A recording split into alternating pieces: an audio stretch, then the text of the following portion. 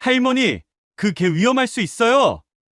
낯선 개를 함부로 만지시면 안 돼요. 나는 진돗개의 목덜미를 만지던 손을 멈추고 그 자리에서 사색이 되어 굳어버렸습니다. 내 앞에 선 젊은 남자의 얼굴에는 걱정과 놀라움이 가득했지만 나는 말을 잇지 못하고 이 하얀 진돗개의 얼굴만 빤히 바라보았어요. 죄송합니다. 내 목소리가 떨렸습니다. 사실 이 개는 제가 아는 개입니다. 그 말에 젊은 남자는 놀라움과 당혹감이 동시에 밀려온 듯한 표정을 지었습니다. 어떻게 아시는 개인데요? 내 목소리에는 궁금함과 약간의 불안이 섞여 있었습니다. 나는 말을 주저했어요. 혹시 여기 용호시장에서 오래 일하셨나요? 젊은 남자는 놀라움에 입을 다물지 못했습니다. 네, 맞아요. 저는 이 시장에서 채소 가게를 운영하는 김영호라고 합니다. 그런데 할머니는 대구 교회의 작은 집, 흔히들 시골집이라 부르는 그곳에서 나는 5년 전 아들을 잃었습니다. 아니, 정확히 말하면 아들이 사라졌어요. 내 아들 태주는 38살의 건장한 남자였습니다. 농업대학을 나와 환경단체에서 일하던 그는 어느 날 갑자기 사라져 버렸어요. 그날 아침 태주는 평소처럼 출근하겠다며 나갔지만 그날 저녁이 되도록 돌아오지 않았습니다. 처음에는 야근인 줄 알았어요.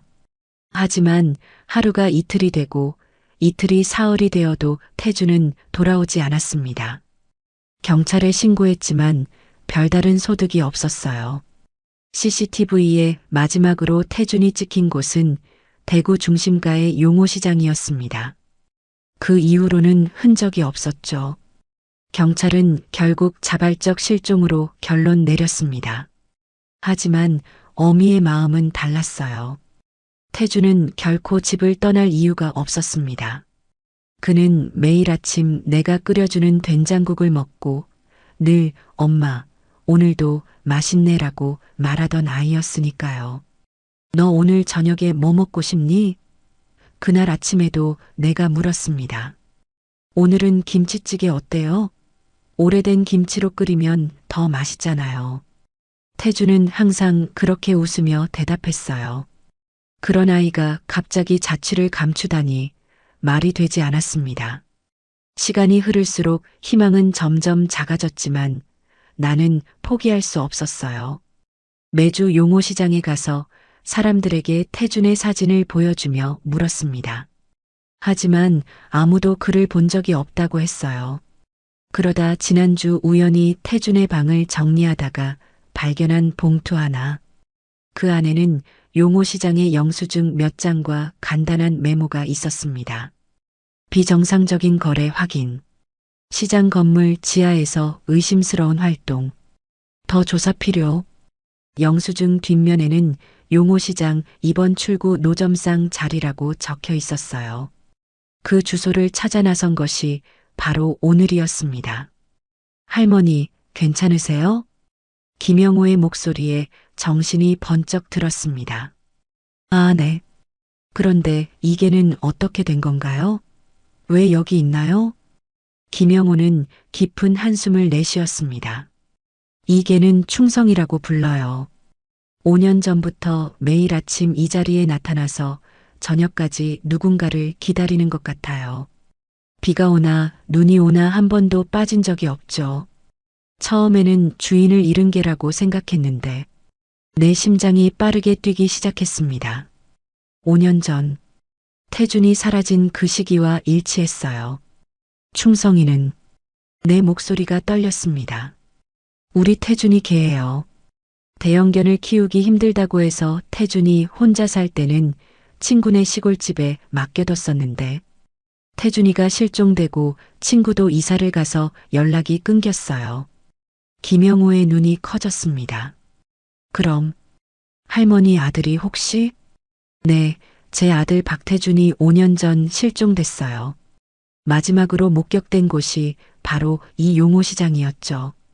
충성이가 갑자기 나를 더 자세히 살피더니 꼬리를 천천히 흔들기 시작했습니다. 그런 다음 낮게 울음소리를 냈어요. 그 소리에는 긴 시간의 기다림과 외로움이 담겨 있는 것 같았습니다. 맙소사. 김영호가 중얼거렸습니다. 이개가 5년 동안 주인을 기다린 거였군요. 나는 무릎을 꿇고 충성이를 안았습니다.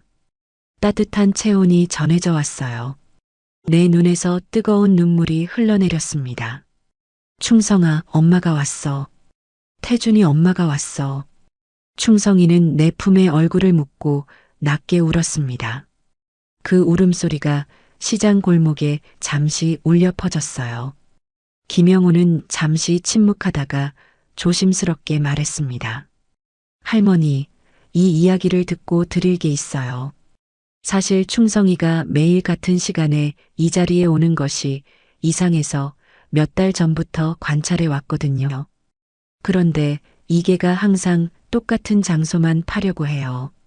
바로 저기 2번 출구옆 기둥 근처요. 내 심장이 더 빠르게 뛰었습니다. 태준이 메모에 적어둔 바로 그 장소였어요. 저번 주에는 충성이가 그 자리를 정말 열심히 파다가 시장 관리인이 와서 쫓아내기도 했어요. 그런데 그날 밤 몇몇 사람들이 그 자리에 시멘트를 부어 덮더라고요. 이상하다고 생각했죠. 누가요? 누가 시멘트를 부었나요? 시장 관리인 최 씨와 몇몇 상인들이요. 밤늦게 몰래 작업하는 걸 우연히 봤어요. 제가 야간에 가게 정리하다가 창밖을 내다봤거든요.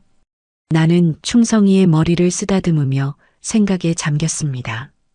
태준이 발견한 것, 그가 메모한 의심스러운 활동이 무엇인지 점점 궁금해졌어요. 영호 씨, 혹시 그 관리인에 대해 더 아는 게 있나요? 최 씨요? 3년 전에 부임한 사람인데 예전부터 시장 상인들과 가깝게 지내던 사람은 아니에요. 근데 이상하게 몇몇 상인들과만 매우 친하게 지내요. 특히 시장 건물 지하에 물건 창고를 둔 상인들과요. 지하. 태준이 메모에 적어둔 그 장소와 연결되는 것 같았습니다. 무언가 떠오르는 것이 있었지만 아직 명확하지 않았어요. 영호 씨, 저 충성이가 파려고 했던 곳을 볼 수 있을까요? 지금은 힘들 거예요. 관리인이 항상 주변을 감시하거든요. 하지만 오늘 밤이나 내일 아침 일찍이라면 가능할지도 모르겠네요. 그때 시장 입구에서 소란이 일어났습니다. 누군가 큰 소리로 외치고 있었어요. 저게 또 왔나? 몇 번 쫓아내라고 했는데. 돌아보니 50대 중반쯤 되어 보이는 남자가 성큼성큼 걸어오고 있었습니다. 그의 얼굴은 붉게 상기되어 있었고 손에는 긴 빗자루를 들고 있었어요. 최 씨, 진정하세요. 김영호가 앞으로 나섰습니다. 이 개는 할머니의 개예요. 아들을 찾으러 오신 분의 개라고요. 최 씨라는 남자는 우리를 번갈아 보더니 표정이 갑자기 딱딱하게 굳었습니다. 무슨 개소리야? 그런 개는 본 적 없어. 여긴 시장이야. 개를 데리고 다니면 안 돼. 위생에 문제가 생긴다고. 내가 앞으로 나섰습니다. 저는 박태준의 어머니 송미자입니다. 제 아들이 5년 전에 이 시장에서 실종됐어요. 혹시 우리 아들을 보신 적 있나요? 최 씨의 얼굴색이 더 어두워졌습니다. 5년 전? 그때 난 여기 없었어. 모르는 일이야. 그리고 여기서 개를 데리고 시장 영업을 방해하지 마세요. 당장 나가주셨으면 좋겠네요. 그의 반응이 이상했습니다. 내가 보기에는 너무 과민한 반응이었어요. 하지만 그 순간은 더 이상 문제를 만들고 싶지 않았습니다. 알겠습니다. 죄송합니다. 우리 이만 가자, 충성아. 충성이는 내 말에 순순히 따르지 않았습니다.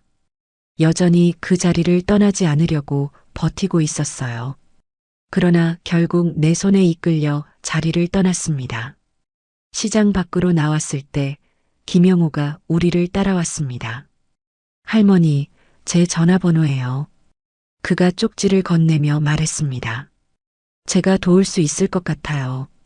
사실 최 씨가 뭔가 숨기고 있다고 오래전부터 의심해 왔거든요. 나는 고마움에 고개를 끄덕였습니다. 고마워요, 영호 씨. 정말 고맙습니다. 충성이는 뒤돌아 시장을 바라보며 낮게 울었습니다. 그 울음소리에는 5년이라는 긴 기다림의 무게가 담겨 있었어요. 시장 밖 작은 공원 벤치에 앉아 나는 충성이의 머리를 쓰다듬으며 생각에 잠겼습니다. 내 아들은 무엇을 발견했을까? 왜 그는 사라져야 했을까? 그리고 이 충직한 개는 왜 5년 동안 한결같이 같은 자리를 지키고 있었을까? 내 가슴 속에 오랫동안 꺼져 있던 희망의 불씨가 다시 타오르기 시작했습니다. 어쩌면 충성이가 내 아들을 찾는 열쇠가 될지도 모른다는 생각이 들었어요. 충성아, 우리 태준이를 찾을 수 있을까? 충성이는 마치 내 말을 이해한 듯 크게 한번 짖었습니다. 그 소리는 희망처럼 들렸어요. 갑자기 누군가 내 어깨를 두드렸습니다. 놀라 뒤를 돌아보니 60대 중반으로 보이는 여성이 서 있었어요. 죄송해요. 혹시 박태준 씨를 찾고 계신가요? 내 심장이 뛰었습니다. 네, 제 아들인데 아세요? 그녀는 주변을 둘러본 후 목소리를 낮추었습니다. 제가 용호약국 약사 이정희입니다. 5년 전 박태준 씨가 제 약국에 자주 들렀어요. 그리고 그가 사라지기 전날 그는 저에게 이상한 말을 했답니다. 무슨 말을요? 그는 이 시장에 뭔가 위험한 일이 벌어지고 있다고 했어요. 노인들이 위험하다고요. 약사의 말에 나는 충격을 받았습니다. 노인들이 위험하다니 무슨 뜻일까요? 더 자세히 말씀해 주실 수 있나요? 이정희 약사는 한숨을 내쉬었습니다. 여기서는 안 될 것 같네요. 너무 위험해요. 내일 아침 약국으로 오세요. 그때 더 자세히 말씀드릴게요. 그녀는 서둘러 자리를 떠났고 나는 더욱 혼란스러워졌습니다. 하지만 한 가지는 분명했어요. 내 아들 태준이 무언가를 발견했고 그것 때문에 위험에 처했다는 것이었습니다. 충성이를 데리고 여관으로 돌아가는 길 나는 계속해서 생각했습니다. 아들이 남긴 단서들, 충성이의 행동, 약사의 이야기. 이 모든 것이 어떻게 연결되는 걸까요? 여관방에 도착해서 창밖을 내다보니 어둠이 내린 거리 위로 가로등 불빛이 쓸쓸하게 비치고 있었습니다. 충성이는 내 발치에 편안하게 누워 잠들었어요. 태준아, 엄마가 널 찾을게. 이번에는 반드시. 내 속삭임이 어둠 속에 흩어졌습니다. 내일 새로운 단서를 찾아 나설 것이고 그것이 내 아들을 찾는 길이 되기를 간절히 기도했습니다. 다음 날 아침 나는 일찍 일어났습니다. 창밖으로 보이는 이른 새벽 풍경은 차분했지만 내 마음은 그렇지 않았어요. 충성이도 벌써 깨어 창가에 앉아 밖을 내다보고 있었습니다. 그 모습이 마치 태준이를 기다리는 듯 했어요. 충성아, 오늘은 태준이에 대한 단서를 찾을 수 있을까? 충성이는 내 말에 귀를 쫑긋 세우고 꼬리를 흔들었습니다. 오랜 세월이 지났지만 개의 눈빛에는 여전히 주인을 향한 그리움이 담겨 있었어요. 아침 식사를 간단히 마치고 나는 충성이와 함께 약속대로 용호약국으로 향했습니다. 시장은 이제 막 문을 열기 시작하는 참이었고 상인들이 분주하게 준비를 하고 있었어요. 지나가는 사람들이 충성이를 보며 수군거렸지만 나는 아랑곳하지 않았습니다. 용호약국에 도착하자 이정희 약사는 마치 우리를 기다리고 있었다는 듯이 문을 열어주었습니다. 그녀는 60대 중반으로 보이는 단정한 여성이었어요. 흰 가운을 입고 있었지만 그 아래로 보이는 손은 약간 떨리고 있었습니다. 어서 오세요, 송할머니. 일찍 오셨네요. 그녀의 목소리는 차분했지만 그 안에 긴장감이 묻어 있었습니다. 약국 안으로 들어가자 약사는 신중하게 문을 닫고 영업 중 표시를 잠시 외출로 바꾸었습니다. 유리창 너머로 지나가는 사람들이 호기심 어린 눈으로 들여다봤지만 곧 자신들의 길을 갔어요. 여기서 이야기하는 게 안전할 것 같아요. 방해받지 않을 테니까요. 이정희 약사가 안쪽 상담실로 우리를 안내했습니다.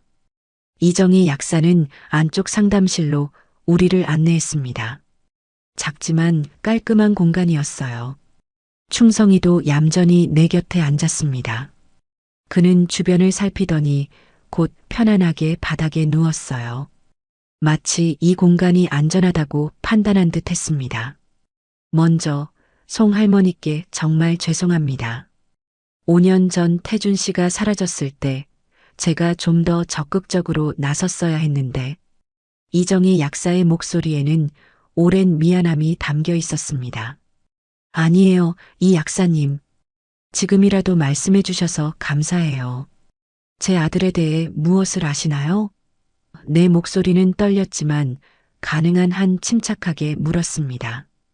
약사는 깊은 숨을 들이마셨습니다. 그녀의 주름진 손이 잠시 떨리더니 곧 단정하게 무릎 위에 올려놓았어요. 태준 씨는 환경단체에서 일하면서 이 지역 노인 복지에도 관심이 많았어요. 그는 종종 제 약국에 와서 독거노인들의 건강 상태를 물어보곤 했죠. 약값을 대신 내주기도 했고요. 충성이가 약사의 말에 귀를 기울이는 듯 했습니다.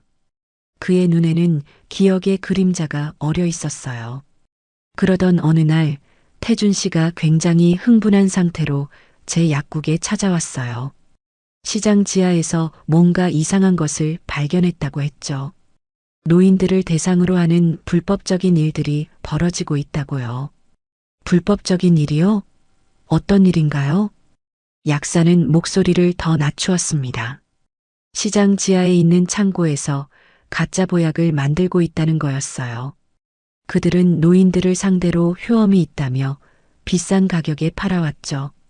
하지만 그 보약은 가짜였고 오히려 건강에 해로운 성분이 들어 있었대요. 나는 충격을 받았습니다. 어쩐지 태준이 그런 위험한 진실을 알게 되었다니. 내 아들은 항상 정의로운 아이였어요. 약자를 돕고 싶어 했고 그래서 환경단체에 들어갔던 것이고요. 그런 아이가 이런 위험에 처했다고 생각하니 마음이 무너져 내렸습니다. 그리고 더 심각한 것은 약사가 계속했습니다. 그들이 독거노인들의 재산을 노리고 있다는 거예요. 보약을 팔면서 집문서나 통장을 담보로 요구하는 경우도 있었대요. 그러다 노인들이 돈을 갚지 못하면 그녀는 말을 멈추고 고개를 숙였습니다. 그래서 제 아들이 사라진 건가요? 그 사실을 밝히려다가 약사는 슬픈 표정으로 고개를 끄덕였습니다. 태준 씨는 증거를 모으고 있었어요. 그가 마지막으로 저에게 한 말은 내일 모든 증거를 가지고 경찰서에 갈 거예요 였습니다.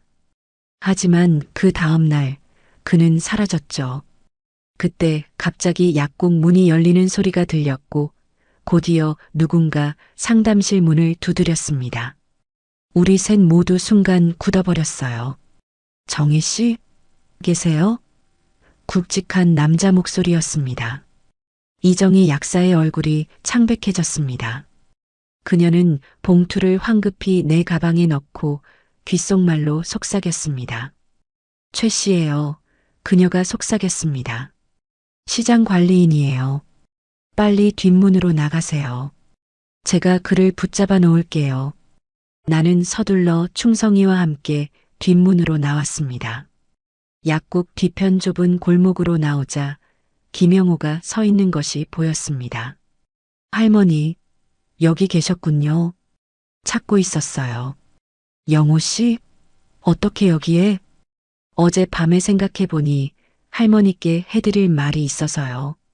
시장 사람들에게 물어보니 이 약국에 오셨다고 해서요. 영호의 표정이 심각했습니다. 제가 몇 달 전부터 최 씨를 주시해 왔어요. 그는 밤마다 시장 지하로 내려가곤 했죠. 한 번은 호기심에 몰래 따라가 봤는데, 뭘 보셨어요?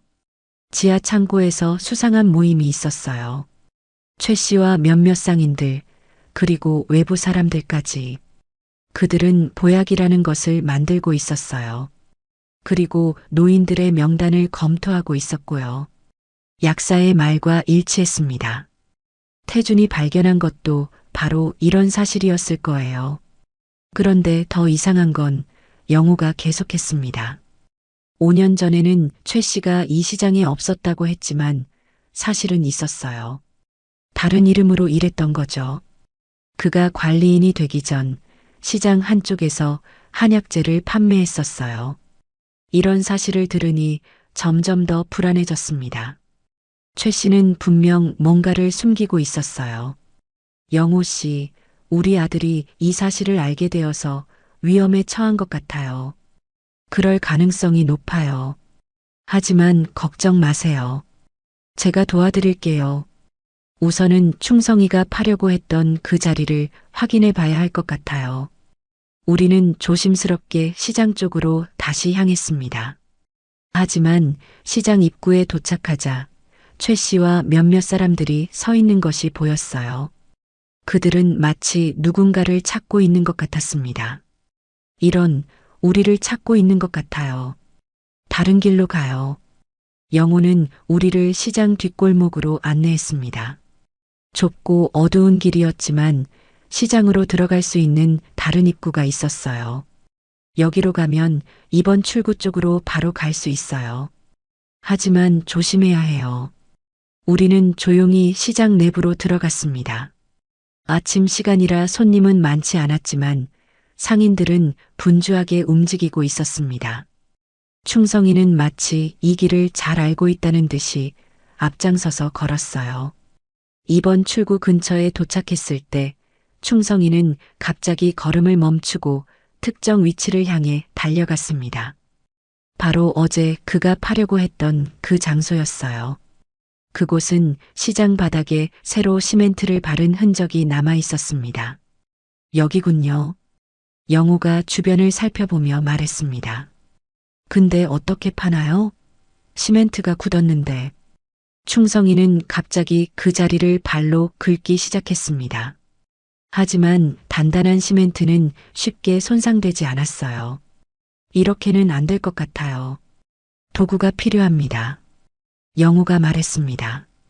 내 가게에 도구가 있어요. 가서 가져올게요. 할머니는 여기서 충성이와 함께 기다리세요. 혹시 누가 오면 그냥 쉬고 있는 척 하세요. 영호가 떠나고 나는 벤치에 앉아 마치 쉬고 있는 노인처럼 보이려고 노력했습니다. 충성이는 내 발치에 누워 있었지만 계속해서 그 장소를 주시하고 있었어요. 잠시 후 한 노인이 내 옆에 앉았습니다. 60대로 보이는 남성이었어요. 아침부터 날씨가 좋네요. 그가 말을 걸었습니다. 네, 그러네요. 나는 긴장한 채로 대답했습니다. 그 개는 참 충직해 보이네요. 오래 키우셨어요? 아니요, 사실은 제 아들 개인데 아들이 잠시 자리를 비워서 제가 돌보고 있어요. 노인은 충성이를 바라보며 미소 지었습니다. 이게 어디서 본 것 같은데 매일 이 시장에 와 있던 게 아닌가요? 나는 놀라서 노인을 바라보았습니다. 네, 맞아요. 어떻게 아세요? 나는 매일 이 시장에 와요. 이 자리에 앉아서 사람 구경하는 게 내 낙이지. 이개가 5년 동안 매일 같은 자리에 와서 누군가를 기다리는 것도 봤어요. 정말요? 혹시 제 아들을 본 적은 없으세요? 5년 전 이개의 주인인. 내 손떨림을 감추지 못하고 서둘러 휴대폰에서 태준의 사진을 꺼냈습니다. 노인은 사진을 자세히 들여다보더니 고개를 끄덕였습니다. 본 것 같아요. 5년 전 이 젊은이가 시장에서 몇몇 사람들과 다투는 것을 봤어요. 그중 한 명이 지금의 시장 관리인이었죠. 내 심장이 빠르게 뛰었습니다. 그 다음엔 어떻게 됐나요? 잘 기억이 안 나네요. 다툼이 있었고 그 후로 이 젊은이는 보지 못했어요. 하지만 그에게는 계속 이 자리에 와서 기다렸죠. 노인의 이야기는 내게 큰 충격을 주었습니다. 태준이 시장 관리인과 다툼이 있었다는 것, 그리고 그 후 사라졌다는 사실이 모든 의심을 확인시켜 주었어요. 할아버지, 혹시 그 다툼에 대해 경찰에 말씀하신 적 있으세요? 아니요. 그때는 그저 일상적인 다툼이라고 생각했죠. 게다가 나이가 들면 누가 내 말을 진지하게 듣겠어요? 그 말에 가슴이 아팠습니다. 얼마나 많은 노인들이 이렇게 무시당하고 있을까요? 지금이라도 증언해 주실 수 있을까요? 제 아들을 찾는데 큰 도움이 될 것 같아요. 노인은 잠시 생각하더니 고개를 끄덕였습니다. 도울게요. 이름이 김만석이에요. 저기 국수집에서 일해요. 필요하면 언제든지 찾아오세요. 그때 영우가 돌아왔습니다. 그의 손에는 작은 가방이 들려 있었어요. 할머니, 도구 가져왔어요. 하지만 지금은 사람들이 많아서 위험해요. 밤에 다시 와야 할 것 같아요. 나는 김만석 할아버지를 소개했고 그가 본 것에 대해 간단히 설명했습니다. 영우의 눈이 커졌습니다. 정말요? 그럼 더 확실해졌네요. 최 씨가 뭔가 숨기고 있어요. 우리는 오늘 밤 시장이 문 닫은 후 다시 만나기로 약속했습니다. 김만석 할아버지도 함께 오기로 했어요. 충성아, 우리 이제 여관으로 돌아가자. 충성이는 여전히 그 장소를 떠나기 싫어했지만 결국 내 말에 따라왔습니다. 돌아가는 길에 나는 이정희 약사에게 상황을 알리기 위해 약국으로 향했습니다. 하지만 약국에 도착했을 때 이상한 광경이 펼쳐져 있었어요. 약국 문은 굳게 닫혀 있었고 휴업 표지가 걸려 있었습니다. 창문으로 들여다봤지만 안은 어두웠고 아무도 없는 것 같았어요. 이상하네요. 아까만 해도 영업 중이었는데 영우가 말했습니다. 불안한 마음에 약국 옆 가게에 들어가 물었습니다. 저기요, 용호 약국이 왜 문을 닫았나요? 가게 주인은 어깨를 으쓱했습니다. 글쎄요, 갑자기 약사가 급한 일이 생겼다고 하더라고요. 시장 관리인이 와서 뭐라고 이야기한 후에 서둘러 나갔어요. 이 말을 듣자 더 불안해졌습니다. 이정희 약사에게 무슨 일이 생긴 걸까요? 영호 씨 약사님에게 무슨 일이 생긴 것 같아요. 저도 그렇게 생각해요. 최 씨가 뭔가 의심하고 있나 봐요. 더 조심해야 해요. 우리는 서둘러 여관으로 돌아왔습니다. 방에 들어서자마자 나는 침대에 앉아 깊은 생각에 잠겼어요. 태준의 실종, 충성이의 5년간의 기다림, 시장에서 벌어지는 수상한 일들. 모든 것이 연결되어 있었습니다. 영호 씨, 제 아들이 아직 살아있을까요? 내 목소리가 떨렸습니다. 5년이라는 시간은 너무 길었고 희망을 유지하기 힘들었어요. 영호는 진지한 표정으로 내 손을 잡았습니다. 할머니, 저는 믿어요. 태준 씨가 살아있다고요. 그가 그토록 중요한 증거를 발견했다면 아마 그들도 그를 함부로 해치지는 못했을 거예요. 어쩌면 뭐요? 어쩌면 기억을 잃었거나 다른 곳에 갇혀 있을 수도 있어요. 하지만 오늘 밤 우리가 그 증거를 찾는다면 모든 것이 밝혀질 거예요. 나는 고개를 끄덕였습니다. 그의 말이 맞았어요. 기다리는 것 외에는 다른 방법이 없었습니다. 하지만 내가 모르는 사이 시장에서는 이미 우리의 움직임을 눈치챈 사람들이 긴급 회의를 소집하고 있었습니다. 오후가 되자 갑자기 누군가 문을 두드렸습니다. 조심스럽게 문을 열자 주인 아주머니가 서 있었어요. 할머니, 전화 왔어요. 급한 일이라네요. 나는 충성이에게 조용히 있으라고 손짓한 후 아래층으로 내려갔습니다. 로비에 공중전화로 향했을 때 나는 직감적으로 뭔가 이상하다고 느꼈어요. 하지만 이미 전화기를 들고 있었습니다. 여보세요? 송할머니? 이정희 약사의 목소리였습니다.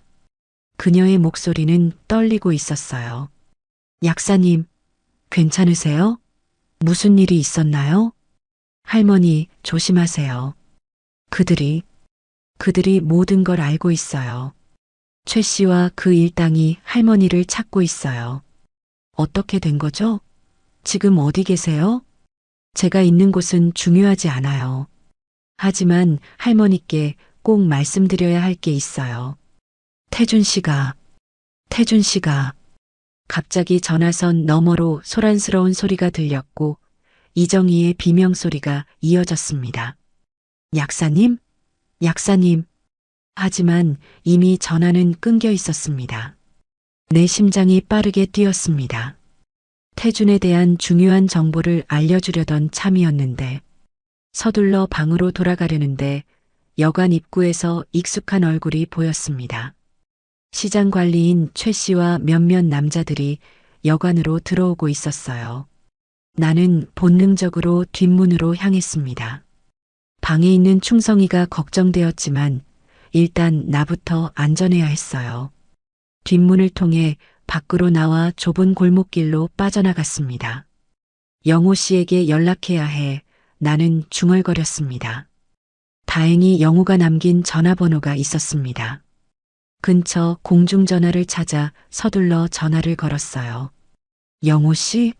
나예요, 송미자. 할머니, 지금 어디 계세요? 약사님한테 무슨 일이 생겼어요. 시장에 안 좋은 소문이 돌아요. 나도 방금 약사님 전화 받았어요. 그런데 최 씨가 여관에 왔어요. 충성이가 방에 있는데. 충성이요? 걱정 마세요. 제가 구해올게요. 할머니는 안전한 곳으로 가세요. 우리 약속 장소에서 만나요. 통화를 마치고 나는 서둘러 약속 장소인 시장 근처 작은 공원으로 향했습니다. 하지만 마음은 충성이에게 가 있었어요. 태준의 마지막 연결고리인 충성이가 위험에 처할까봐 걱정되었습니다. 공원에 도착해 벤치에 앉아 기다렸습니다. 주변을 살피며 누군가 나를 따라오지 않았는지 확인했어요. 약 30분 후 영호가 헐레벌떡 달려왔습니다. 그리고 그 뒤에는 충성이가 있었어요. 충성아. 나는 기쁨에 충성이를 끌어안았습니다. 충성이도 반가운 듯 낮게 울었어요. 정말 다행이에요. 제가 여관에 갔을 때 이미 최 씨 일당이 할머니 방을 뒤지고 있더라고요. 하지만 충성이는 창문으로 도망쳐 나와 있었어요. 제가 부르자 바로 따라왔죠. 영호의 말에 안도했습니다. 충성이의 지혜로움에 감사했어요. 영호 씨, 이제 어떻게 해야 할까요? 이정희 약사님이 위험한 것 같아요. 일단 안전한 곳으로 가야 해요. 제 친구가 시장 밖에 작은 창고를 갖고 있어요. 거기서 밤까지 머물다가 계획대로 진행해요. 우리는 서둘러 영호의 친구 창고로 향했습니다. 작고 허름했지만 숨을 만한 곳이었어요. 창고 안에는 농산물 상자들이 쌓여 있었고 한쪽에는 간이 침대도 있었습니다. 여기서 쉬세요, 할머니. 제가 김만석 할아버지를 찾아보고 상황을 파악해 올게요. 영호가 떠난 후 나는 충성이와 함께 조용히 기다렸습니다. 피곤함에 잠시 눈을 감았다가 충성이의 으르렁거리는 소리에 깼습니다. 누군가 창고 문을 두드리고 있었어요. 송할머니, 저예요, 영호. 다행히 영호의 목소리였습니다.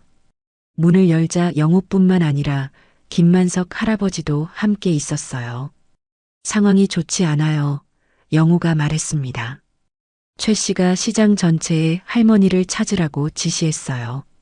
이정희 약사는 사라졌고 약국은 봉쇄됐어요. 김만석 할아버지가 고개를 끄덕였습니다. 그들이 뭔가 큰 일을 계획하고 있어요. 시장 상인들 중 몇몇이 오늘 밤 지하에서 모임을 갖는다고 하더군요. 아마도 증거를 없애려는 것 같아요. 영호가 말했습니다. 우리가 의심하고 있다는 걸 알게 됐으니까요. 그럼 오늘 밤이 마지막 기회겠네요. 내가 말했습니다. 증거를 찾아야 해요. 영호는 계획을 설명했습니다. 밤 11시에 시장은 완전히 문을 닫아요. 그때 우리가 들어가서 충성이가 파려고 했던 곳을 확인해요. 제가 가져온 도구로 시멘트를 깨볼게요. 우리는 그렇게 밤을 기다렸습니다. 어둠이 내리고 시계가 밤 10시 30분을 가리킬 때 우리는 조심스럽게 창고를 나섰습니다. 어두운 거리를 지나 시장 쪽으로 향했어요. 충성이는 우리 앞에서 길을 안내하듯 걸었습니다. 시장 근처에 도착했을 때 대부분의 상점들은 이미 문을 닫은 상태였습니다. 몇몇 술집과 포장마차만이 여전히 영업 중이었어요. 우리는 시장의 뒷골목으로 향했습니다. 저기요, 김할아버지가 갑자기 속삭였습니다. 뭔가 이상한데요? 우리가 멈춰서서 보니 시장 지하로 내려가는 계단 근처에 몇 명의 남자들이 서 있었습니다. 그들은 무언가를 트럭에 싣고 있었어요. 상자들이었습니다. 증거를 옮기나 봐요. 영호가 낮은 목소리로 말했습니다. 서둘러야 해요. 우리는 다른 입구를 통해 시장 안으로 들어갔습니다. 내부는 어두웠지만 복도 끝에 희미한 불빛이 보였어요. 충성이는 망설임 없이 2번 출구 방향으로 향했습니다. 우리는 조용히 그를 따라갔어요. 2번 출구 근처에 도착했을 때 충성이는 아침에 있었던 그 자리로 바로 달려갔습니다. 그곳은 여전히 시멘트로 덮여 있었어요. 영호는 가방에서 작은 망치와 끌을 꺼냈습니다. 제가 시멘트를 깨볼게요. 할머니와 할아버지는 주변을 살펴주세요. 영호가 조심스럽게 작업을 시작했습니다. 시장은 고요했지만 어딘가에서 희미한 대화 소리와 발자국 소리가 들리는 것 같았어요. 충성이는 영호 곁에 앉아 작업을 지켜보고 있었습니다. 영호의 망치가 시멘트에 부딪히는 소리가 조용한 시장에 울렸습니다.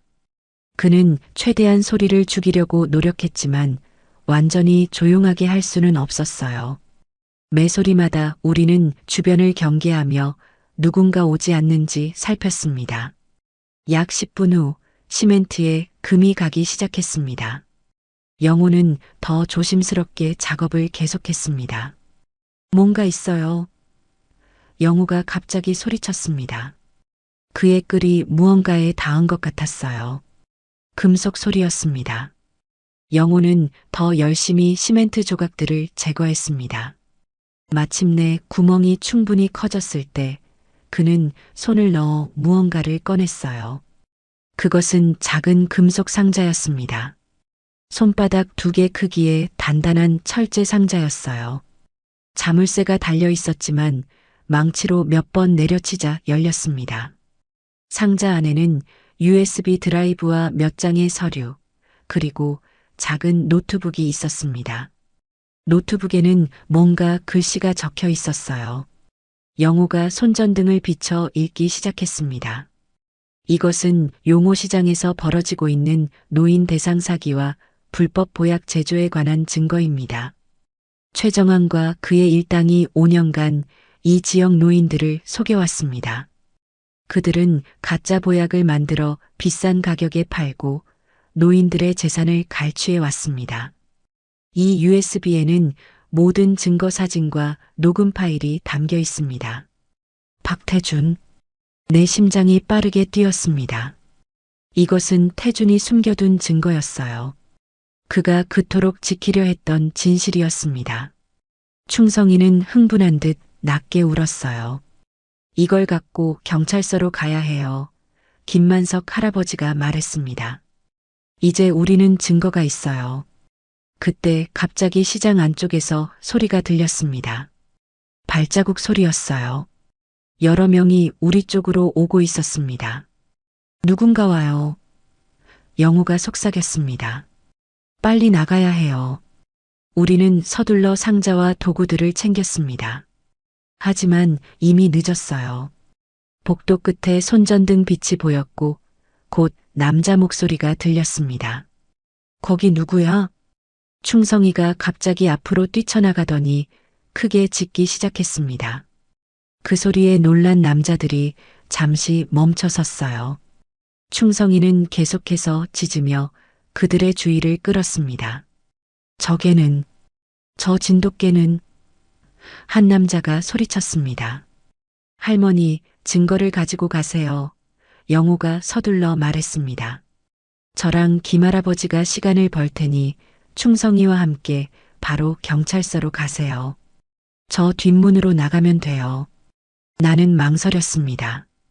하지만 증거가 가장 중요했어요. 태준의 진실을 세상에 알려야 했습니다. 조심하세요, 영우 씨. 할아버지도. 내 목소리가 떨렸습니다. 걱정 마세요. 우리는 괜찮을 거예요. 김할아버지가 지팡이를 단단히 쥐며 말했습니다. 어서 가요. 나는 충성이와 함께 뒷문을 향해 달렸습니다. 손에는 금속 상자를 꼭 쥐고 있었어요. 태준의 5년간의 노력과 충성이의 5년간의 기다림이 이 작은 상자에 담겨 있었습니다. 뒤에서는 영우와 김할아버지의 목소리, 그리고 낯선 남자들의 소리가 들렸지만 뒤돌아볼 시간이 없었어요. 뒷문을 통해 밖으로 나오자 차가운 밤 공기가 내 얼굴을 때렸습니다. 충성이는 내 옆을 지키며 계속 앞으로 나아갔어요. 그는 마치 우리가 어디로 가야 하는지 정확히 알고 있는 것 같았습니다. 경찰서. 경찰서는 어디지? 나는 숨을 가쁘게 내쉬며 중얼거렸습니다. 이 동네는 낯설었고 밤이라 방향을 찾기 어려웠어요. 충성이가 갑자기 방향을 바꿔 좁은 골목으로 들어갔습니다. 나는 망설임 없이 그를 따랐어요. 골목을 지나 넓은 도로에 도착했을 때 멀리 파출소의 푸른 간판이 보였습니다. 충성이는 그곳을 향해 달렸어요. 그때 뒤에서 자동차 엔진 소리가 들렸습니다. 검은 차 한 대가 골목에서 나와 우리를 향해 오고 있었어요. 차 안에는 시장 관리인 최 씨와 다른 남자가 있었습니다. 저기 있다. 최 씨의 목소리가 들렸습니다. 나는 더 빨리 달리려고 했지만 70대의 나이에 한계가 있었어요. 충성이는 내 상태를 알아챈 듯 잠시 멈춰서서 나를 기다렸습니다. 그의 눈에는 걱정이 가득했어요. 차가 점점 가까워지고 있었습니다. 파출소까지는 아직 멀었어요. 절망감이 밀려왔습니다. 여기서 모든 게 끝날까? 태준의 진실이 다시 묻히게 될까? 그때 충성이가 갑자기 내 앞에 서더니 내 손에 있는 금속 상자를 물려고 했습니다. 처음에는 그의 의도를 이해하지 못했지만 곧 깨달았어요. 그는 상자를 가지고 달려가려는 것이었습니다. 충성아. 나는 망설였지만 순간의 결단으로 그에게 상자를 건넸습니다. 충성이는 상자를 단단히 물고 파출소를 향해 전속력으로 달리기 시작했어요. 진돗개의 빠른 속도는 자동차도 쉽게 따라잡을 수 없었습니다. 최 씨의 차가 내 옆에 멈춰 섰습니다. 두 남자가 차에서 내렸어요. 노인네, 어디 있지? 그 상자 어디 있어? 최 씨가 위협적으로 다가왔습니다. 이미 늦었어요. 내가 말했습니다. 진실은 묻히지 않아요. 최 씨는 분노에 찬 표정으로 나를 노려보았습니다. 하지만 그 순간 멀리서 경찰 사이렌 소리가 들렸어요. 파란 불빛이 밤하늘을 물들이며 점점 가까워지고 있었습니다. 젠장, 최 씨가 욕설을 내뱉었습니다. 갈 수 없어. 빨리 도망쳐야 해. 두 남자는 급하게 차에 올라타고 차는 빠르게 방향을 틀어 사라졌습니다. 나는 그 자리에 홀로 남았어요. 경찰차가 가까워지는 소리가 들렸지만 내 마음은 충성이에게 가 있었습니다. 그는 무사히 파출소에 도착했을까?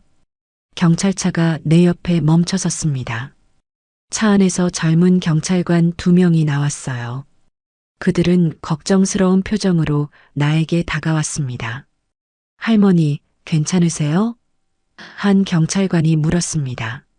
저희가 신고를 받았는데 이 근처에서 수상한 일이 벌어지고 있다고. 내 아들의 증거. 나는 숨을 고르며 말했습니다. 충성이. 진돗개가 파출소로 갔어요. 금속 상자를. 경찰관들은 서로를 바라보았습니다. 한 명이 무전을 통해 파출소와 연락을 취했어요. 네, 지금 파출소에 흰색 진돗개가 왔다고 합니다. 입에 금속 상자를 물고요. 네, 할머니가 말씀하신 그게 맞는 것 같습니다. 안도감이 밀려왔습니다. 충성이가 해냈어요. 태준의 증거가 안전하게 경찰에게 전달된 것입니다. 할머니, 저희와 함께 파출소로 가시죠. 자세한 이야기를 들어야 할 것 같습니다. 경찰차에 올라타면서도 내 마음은 불안했습니다.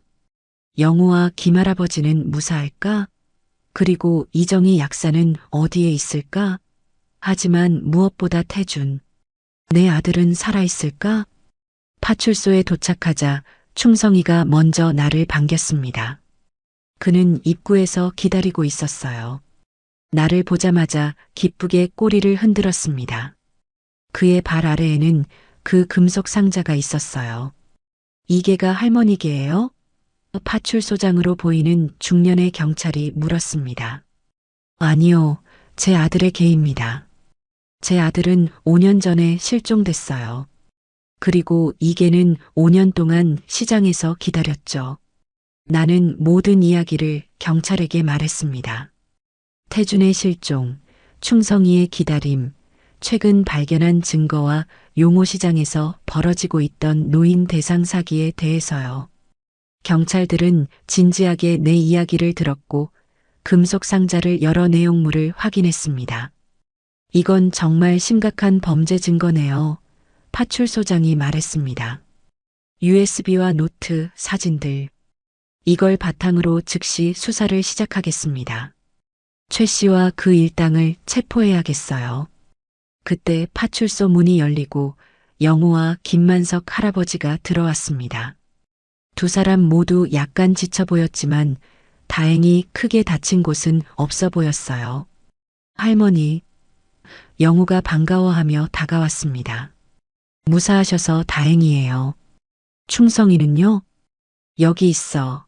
나는 충성이를 가리키며 웃었습니다. 우리 충성이가 증거를 안전하게 가져왔어요. 영우는 안도의 한숨을 내쉬었습니다. 다행이에요. 저희는 최 씨 일당을 따돌리느라 고생 좀 했어요. 김할아버지가 지팡이로 한 명의 다리를 걸어 넘어뜨리기까지 했다니까요. 김만석 할아버지는 수줍게 웃었습니다. 오래전에 택견을 좀 배웠거든. 경찰들은 우리의 진술을 모두 기록하고 즉시 체포팀을 용호시장으로 보냈습니다. 그리고 약 1시간 후 최 씨와 그의 일당 몇 명이 체포되어 파출소로 끌려왔어요. 경찰들이 최 씨와 그의 일당을 조사실로 데려가는 동안 나는 충성이와 함께 대기실에 앉아 있었습니다. 영우와 김할아버지도 함께였죠. 우리 모두 지쳐 있었지만 마음 한구석에는 안도감과 함께 설렘이 자리 잡고 있었어요.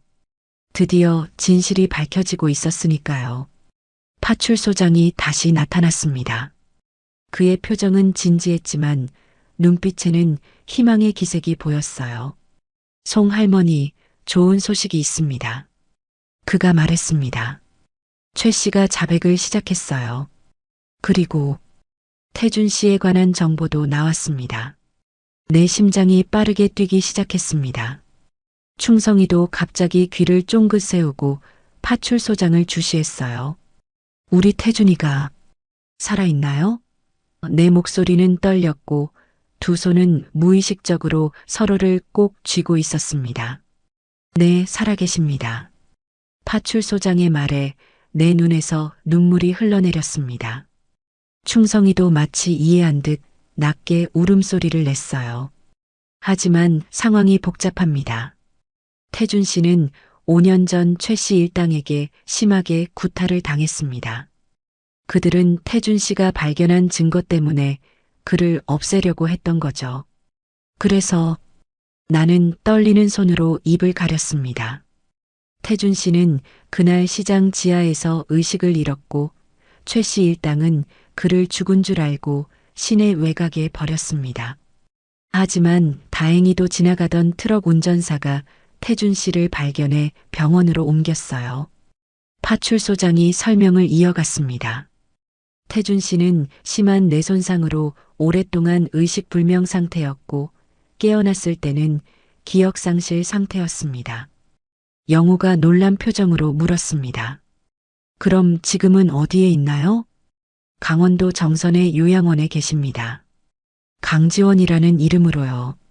신원 미상자로 병원에 도착했기 때문에 새로운 신원을 부여받은 겁니다. 내 마음은 복잡한 감정으로 가득 찼습니다. 태준이 살아있다는 기쁨, 그가 5년 동안 혼자 고통 속에 있었다는 슬픔, 그리고 그를 다시 만날 수 있다는 설렘이 뒤섞였어요. 지금 당장 가봐야겠어요. 제 아들을 만나러. 내가 말했습니다. 네, 물론입니다. 저희가 교통편을 제공해 드리겠습니다. 파출소장이 친절하게 말했습니다. 하지만 한 가지 알아두셔야 할 게 있어요. 태준 씨는 여전히 기억의 일부를 되찾지 못한 상태입니다. 특히 사고 이전의 기억은 더욱 그렇고요. 천천히 접근하셔야 할 수도 있습니다. 나는 고개를 끄덕였습니다. 어떤 상태로든 내 아들이 살아있다는 것만으로도 충분했어요. 다음 날 아침 경찰차 한 대가 나와 충성이 그리고 영우를 태우고 강원도 정선으로 향했습니다. 차창 밖으로 지나가는 풍경을 바라보며 나는 태준이와의 재회를 상상했습니다. 그는 나를 알아볼까? 충성이는 어떤 반응을 보일까? 모든 것이 불확실했지만 한 가지는 확실했어요. 우리는 마침내 다시 가족이 될 수 있을 것입니다. 정선으로 가는 길은 생각보다 길었습니다. 산길을 따라 굽이굽이 오르는 동안 내 마음은 계속해서 태준이에게로 달려갔어요. 충성이도 차창 밖을 내다보며 어디론가 향하고 있다는 것을 느끼는 듯 했습니다. 벌써 5년이 지났네요. 영우가 잠시 침묵을 깨고 말했습니다. 태준 씨가 할머니를 알아볼지 모르겠어요. 하지만 충성이는 분명 주인을 알아볼 거예요. 개들은 주인을 잊지 않는다고 하잖아요. 나는 조용히 고개를 끄덕였습니다. 충성이의 5년간의 기다림은 그가 태준을 결코 잊지 않았다는 증거였어요. 하지만 태준이 우리를 기억하지 못한다면 그 생각만으로도 가슴이 아팠습니다. 마침내 우리는 정선 사랑요양원이라는 조용한 건물 앞에 도착했습니다. 2층짜리 하얀 건물이었고 주변에는 아름다운 정원이 꾸며져 있었어요. 요양원 입구에서 원장님이 우리를 기다리고 있었습니다. 송미자 씨이신가요? 50대 중반의 여성 원장님이 따뜻하게 맞아주셨습니다. 경찰서에서 연락을 받았어요. 정말 놀라운 이야기더군요. 네, 제 아들이 여기 있다고 들었어요. 강지원. 아니, 박태준이라고요. 내 목소리가 떨렸습니다. 원장님은 이해하는 눈빛으로 고개를 끄덕였습니다. 네, 지원 씨. 처음에는 거의 말을 하지 않으셨는데 지금은 많이 좋아지셨어요. 원예 치료에 참여하시고 도서관에서 책도 읽으세요. 자신이 누구인지 알고 있나요? 내가 조심스럽게 물었습니다. 부분적으로만요. 그는 자신이 강지원이라는 이름을 가진 사람이라는 것은 알고 있어요. 하지만 과거의 기억은 많이 없으신 것 같아요. 가끔 플래시백처럼 떠오르는 장면들이 있다고 하셨죠. 충성이가 갑자기 귀를 쫑긋 세웠습니다. 그는 주변의 냄새를 맡더니 약간 흥분한 듯 했어요. 마치 태준의 냄새를 맡은 것처럼요. 지금 만나볼 수 있을까요? 내가 물었습니다. 물론이죠. 하지만 한 가지 부탁드릴게요. 너무 갑작스럽게 모든 것을 알려주지 마세요. 천천히 진행하는 게 좋을 것 같아요. 큰 충격은 그의 회복에 좋지 않을 수 있어요. 원장님이 조언해 주셨습니다. 우리는 원장님을 따라 요양원 뒤편 정원으로 향했습니다. 그곳에는 작은 텃밭이 있었고 몇몇 사람들이 채소를 가꾸고 있었어요. 그중 한 명이 등을 돌린 채 무언가에 집중하고 있었습니다. 지원 씨, 손님이 오셨어요. 원장님이 부드럽게 불렀습니다. 그 사람이 천천히 돌아섰습니다. 그 순간 내 심장이 멎는 듯 했어요. 그는 분명 내 아들 태준이었습니다. 5년이라는 세월이 지났고 그의 얼굴에는 약간의 상처 흔적이 남아 있었지만 그 눈빛은 여전히 내 아들의 것이었어요. 태준이가 천천히 일어서서 우리를 바라보았습니다. 그의 눈에 약간의 혼란이 스쳐 지나갔어요. 그는 우리를 알아보지 못하는 듯 했습니다. 하지만 충성이를 보자 그의 표정이 미묘하게 변했어요. 무언가를 느끼는 듯 했습니다. 안녕하세요. 태준이가 조용히 인사했습니다. 그의 목소리는 예전보다 조금 낮아졌지만 여전히 부드러웠어요. 제가 알고 있는 분들인가요? 나는 대답하려 했지만 목이 메어 말이 나오지 않았습니다. 내 아들이 내 앞에 살아있는 모습으로 서 있는데 그는 나를 알아보지 못하고 있었어요. 눈물이 눈가에 고였습니다. 그때 충성이가 더 이상 참지 못하고 태준에게로 달려갔습니다. 그는 태준의 발치에 도착해 낮게 울면서 그의 주변을 빙빙 돌았어요. 꼬리는 기쁨에 차서 흔들리고 있었습니다. 태준은 놀란 표정으로 충성이를 바라보았습니다. 그의 손이 조금 떨리더니 천천히 충성이의 머리를 향해 내려갔어요. 손끝이 충성이의 털에 닿자 그의 눈에 무언가가 스쳐 지나갔습니다. 그는 무릎을 꿇고 충성이를 가까이 끌어안았습니다. 너. 태준의 목소리가 떨렸습니다. 난 너를 알아. 어딘가에서. 충성이는 그의 얼굴을 핥으며 반가움을 표현했습니다. 마침내 5년간의 기다림이 끝났다는 듯이 기쁜 소리를 냈어요. 나는 조심스럽게 그들에게 다가갔습니다. 태준아. 아니, 지원 씨. 나는 원장님의 조언을 기억하며 말을 골랐습니다. 저는 송미자라고 해요. 이 아이의 이름은 충성이에요. 태준은 천천히 고개를 들어 나를 바라보았습니다. 그의 눈에 눈물이 맺혔어요. 충성이.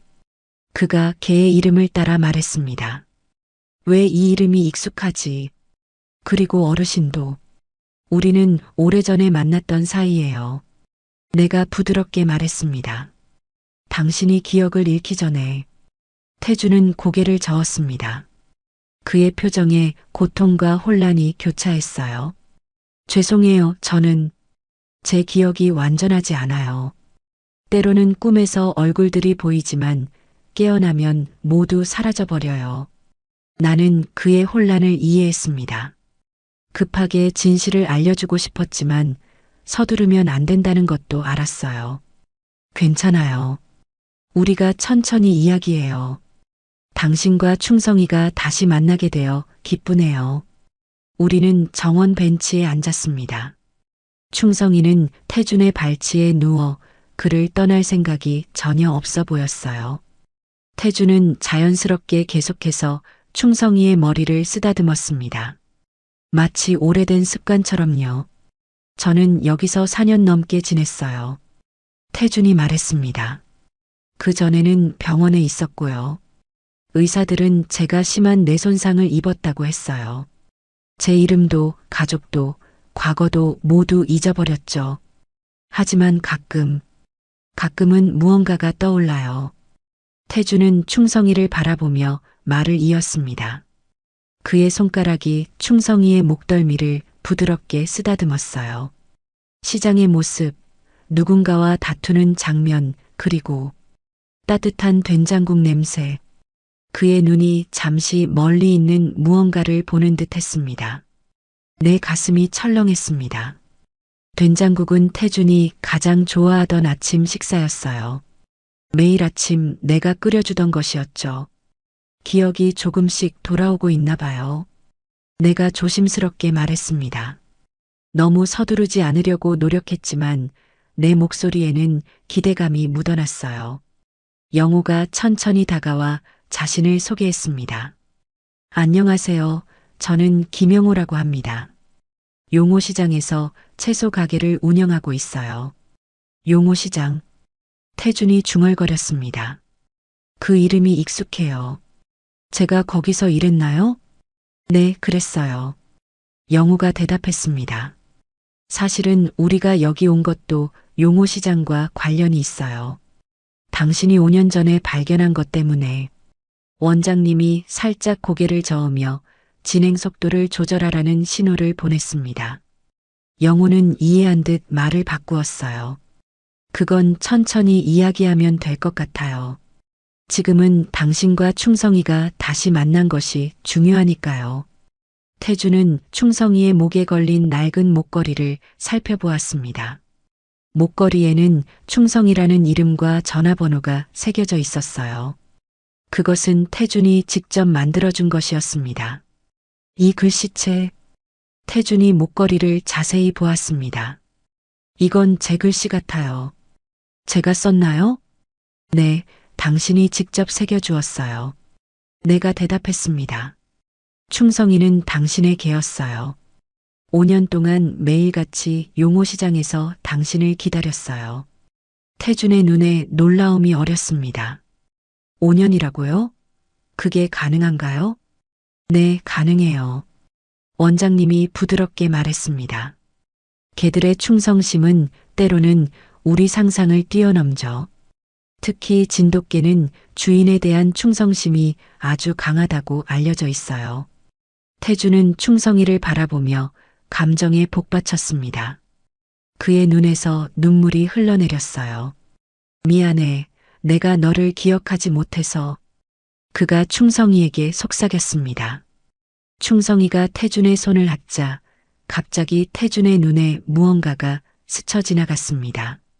그는 잠시 멍한 표정이 되더니 머리에 손을 짚었습니다. 괜찮으세요? 원장님이 걱정스러운 표정으로 물었습니다. 방금 뭔가 보였어요. 태준이 떨리는 목소리로 말했습니다. 강가에서 이계와 함께 있던 기억, 그리고 낚시를 하던 모습. 나는 가슴이 뛰었습니다.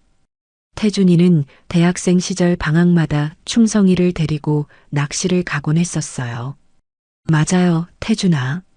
아니, 지원 씨, 나는 서둘러 정정했습니다. 당신은 충성이와 낚시를 자주 갔었어요. 태준은 고개를 들어 나를 바라보았습니다. 그의 눈에 혼란스러움이 가득했지만 그 아래로 무언가 따뜻한 감정이 피어오르고 있었어요. 조금만 더 천천히 생각할 수 있을까요? 태준이 부탁했습니다. 너무 많은 것이 한꺼번에 밀려와서. 물론이에요, 원장님이 말했습니다. 지원 씨, 서두를 필요 없어요. 천천히 받아들이세요. 우리는 잠시 조용히 앉아 있었습니다. 충성이는 태준의 무릎에 머리를 얹고 편안하게 누워 있었어요. 마치 5년간의 기다림이 마침내 보상받은 것처럼요. 태준은 무의식적으로 충성이의 귀 뒤를 긁어주고 있었습니다. 그 모습은 예전 태준이 항상 하던 행동 그대로였어요. 식사 시간이 다 되었네요. 원장님이 말했습니다. 함께 식사하시겠어요? 요양원 식당은 작지만 음식이 꽤 괜찮답니다. 좋아요. 내가 대답했습니다. 배고프시죠, 지원 씨? 태준은 고개를 끄덕였습니다. 우리는 모두 함께 식당으로 향했어요. 충성이도 우리를 따라왔고 원장님은 특별히 충성이도 입장을 허락해 주셨습니다. 식당에 들어서자 몇몇 입소자들이 우리를 바라보았습니다. 특히 충성이에게 관심을 보였어요. 태준과 함께 식사를 하는 동안 그는 여러 번 충성이를 바라보며 생각에 잠기곤 했습니다. 혹시 태준이 갑자기 입을 열었습니다. 할머니께서는 제 어머니, 아니, 제가 잃어버린 과거와 관련이 있으신가요? 나는 숟가락을 내려놓고 그를 바라보았습니다. 내 눈에 눈물이 고이기 시작했어요. 네, 내 목소리가 떨렸습니다. 저는 당신의 어머니예요. 태준의 얼굴에 놀라움이 스쳐 지나갔습니다. 그는 숟가락을 떨어뜨렸고 그 소리가 조용한 식당에 울렸어요. 제 어머니요? 그의 목소리는 거의 들리지 않을 정도로 작았습니다. 하지만 제 이름은 강지원이고, 아니에요. 내가 부드럽게 말했습니다. 당신의 진짜 이름은 박태준이에요. 5년 전 당신은 용호시장에서 실종되었어요. 그리고 충성이는 5년 동안 매일같이 당신이 마지막으로 있었던 그 자리를 지켰어요. 태준은 고개를 푹 숙이고 양손으로 얼굴을 감쌌습니다. 그의 어깨가 조금씩 떨리기 시작했어요. 영호는 조용히 자리에서 일어나 밖으로 나갔습니다. 우리에게 사적인 시간을 주려는 배려였을 거예요. 죄송해요. 원장님이 조용히 말했습니다. 너무 빨리 진행된 것 같네요. 지원 씨, 아니, 태준 씨에게 시간이 필요할 것 같아요. 하지만 태준은 갑자기 고개를 들었습니다.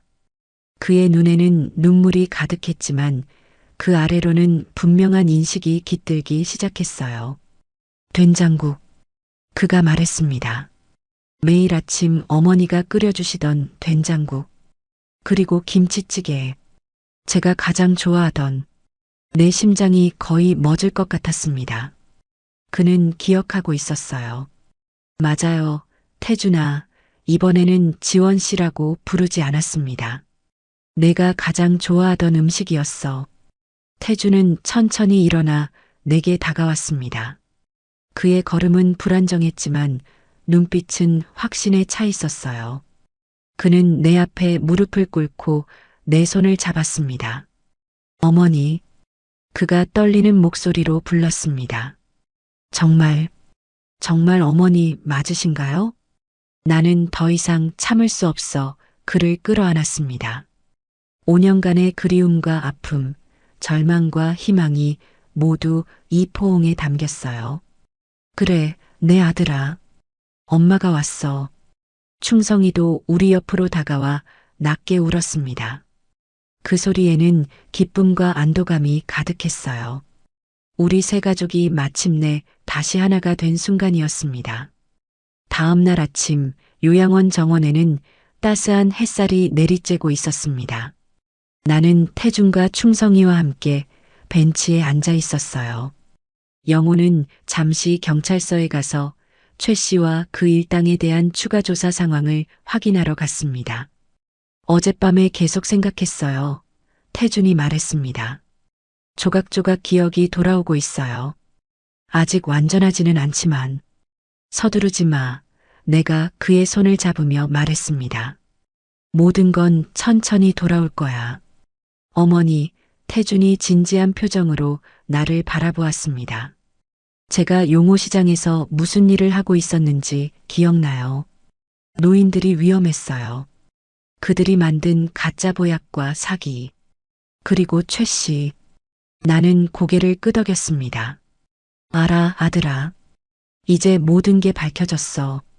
내가 숨겨둔 증거 덕분에 최 씨와 그 일당은 모두 체포됐어. 정말요? 태준의 얼굴에 안도감이 스쳤습니다. 그럼 이정희 약사님은요? 그분도 도와주셨는데. 아직 찾고 있어. 하지만 걱정하지 마. 경찰이 최선을 다하고 있어. 그때 영호가 요양원 정원으로 들어왔습니다. 그의 표정은 밝아 보였어요. 좋은 소식이에요. 영호가 우리에게 다가오며 말했습니다. 이정희 약사님을 찾았대요. 최 씨 일당이 그녀를 시장 지하 창고에 가두고 있었지만 경찰 수색 과정에서 발견되었어요. 현재는 병원에서 치료 중이지만 생명에는 지장이 없다고 해요. 다행이네요.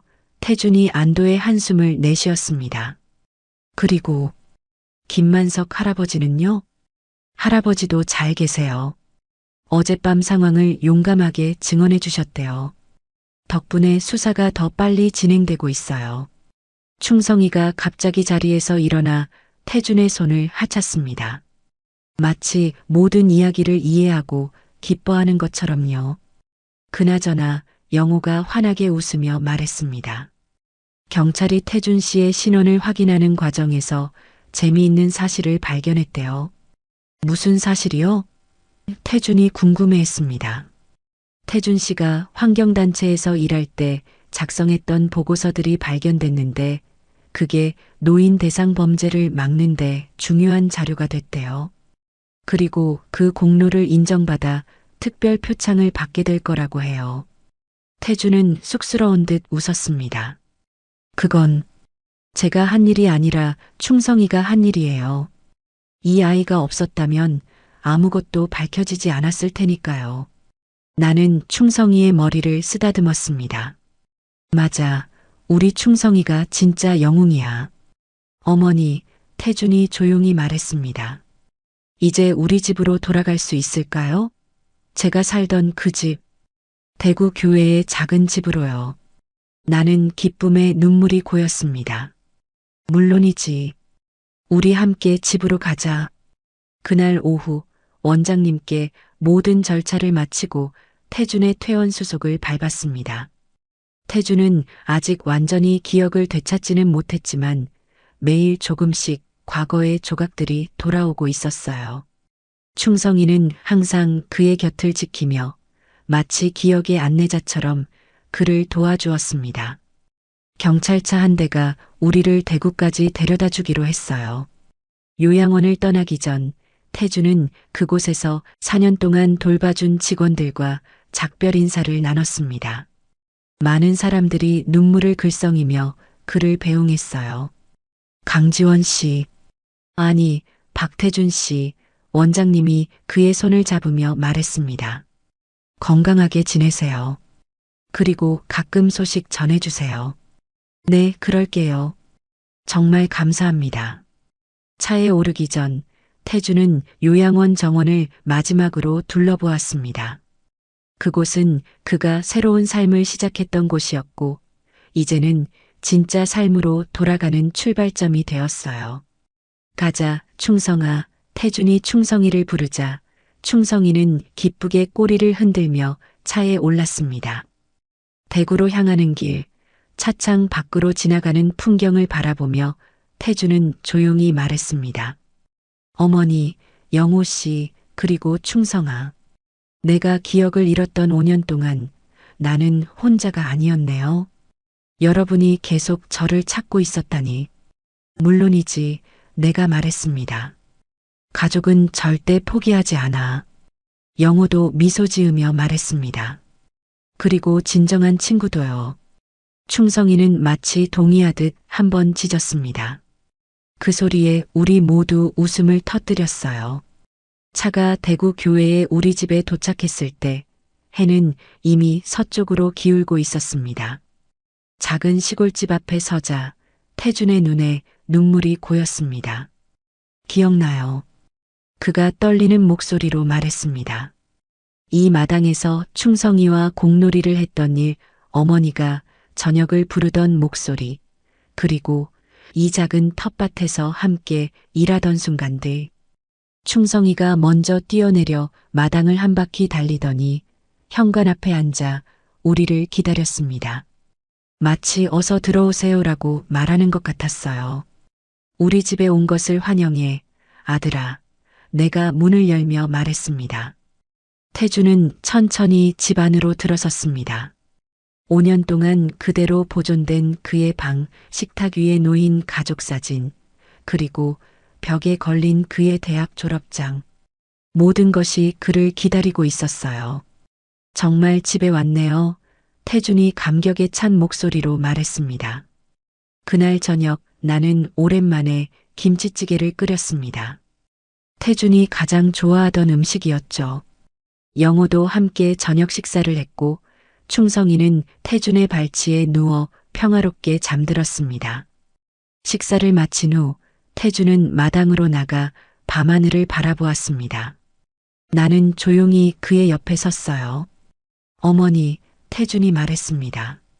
제가 잃어버린 5년을 어떻게 되찾을 수 있을까요? 아들아, 내가 그의 어깨에 손을 얹으며 대답했습니다. 지난 시간은 되돌릴 수 없어. 하지만 앞으로의 시간은 내가 만들어갈 수 있어. 그리고 이번에는 내가 충성이가 그리고 새로운 친구 영호가 함께 할 거야. 태준은 고개를 끄덕였습니다. 그의 눈에는 결의와 희망이 빛나고 있었어요. 네, 어머니.